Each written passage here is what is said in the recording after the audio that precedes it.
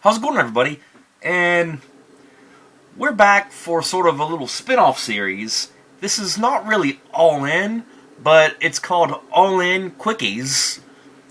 So, what's different between this and regular All In, you might ask? So, the rules go like All In, except one major change. The band in question must have less than 5 studio albums and more than 1 original studio album, so anywhere from 2 to 4 albums. So we're basically covering good bands that had less than 5 albums. So here we go. I guess we're going to start it off with a band that's relatively unknown to most of you, unless you live the nu metal era. Tonight we're going to talk about Primer 55. That's right. So when did I first hear these guys? Well, I first heard of them when I went to Ozfest 2000. They were actually part of the lineup on second stage, but I didn't get to see them. They like, you know how like at Ozfest they would actually they would perform an act on the second stage while first stage is setting up the next act, and it kind of goes on and on like that. But I kind of missed them there, so sort of a missed opportunity, if anything. But that's the first time I heard of them. But my buddy Josh, he got into them because he bought I think this album off the BMG Club. And then I caught on to it and loved it, and then I got a copy of it, as you saw there. So they had a total of 2 original full-length studio albums, spanning from Introduction to Mayhem in 2000 to The New Release in 2001. So yeah, they only had like a couple-year discography there. But they did have like other compilations, like As Seen on TV in 1999. They had a couple of bootlegs that were like real rare. And Family for Life, and I guess I wouldn't call it a greatest hits compilation, but maybe a best of, I don't know.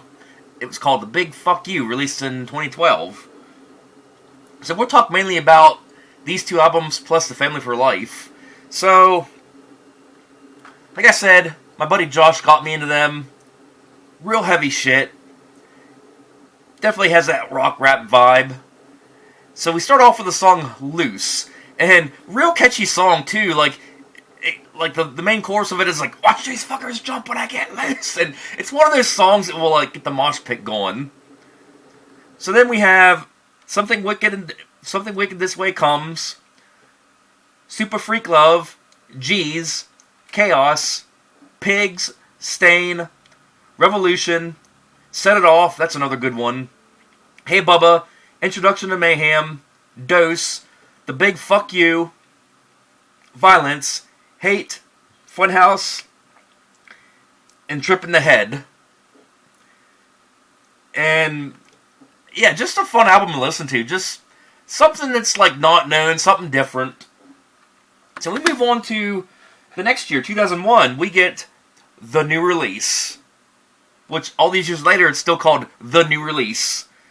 So here we get Time Trapped Under a Rock, This Life, which was the breakout track to it, Growling, Texas, which is pretty good, Tricycle, Pills, Lessons, 502, Lou Evil, Hesitation, No Sleep, My Girl, which was a pretty good one, Ricochet, and All in the Family. And honestly, of the 2 albums, not really much to talk about ratings since we only got 2 albums here, but I like this one better than the previous one. And then, of course, throughout the years, we don't hear much else from them, but they did release an album called Family for Life, which, not really a full original album, but it does have, exclusive tracks to it. So here we have Side to Side, which was real good. This came out in 2007, by the way. Side to Side, Disconnected, Never Did, Never Will, Bullshit, Drive It, and Release. And then at the end, you get 3 acoustic tracks. They were like older tracks. You get Texas in acoustic, This Life in acoustic, and My Girl in acoustic. And yeah, a pretty good compilation. But as far as Primer 55 goes, definitely underrated in my opinion. But obviously they never got radio friendly because like none of their singles were like radio friendly. So that the only promotions I seen of them was, like I said, Ozfest with their first album, or at the time they released their first album, I should say. And then the only promotion I seen like in the media with them was whenever they released the new release. I remember, like I mentioned before, like MTV2 had their rock blocks back when they showed all videos, like regular MTV did in the 80s. It's just, I guess MTV2 was maybe a couple decades behind in how they, evolutionized, so to speak. But anyhow, yeah, so I remember the new release getting advertised during commercial breaks during like the rock blocks on MTV2. And that's how I got to know that album. And of course that one, I did buy this one at the store actually. It doesn't have the BMG number. But like I said, I like the new release better, like the Introduction to Mayhem less, but I mean both good albums, something different. So there you go. I hope you enjoyed this quickie, this all-in quickie as I like to call it.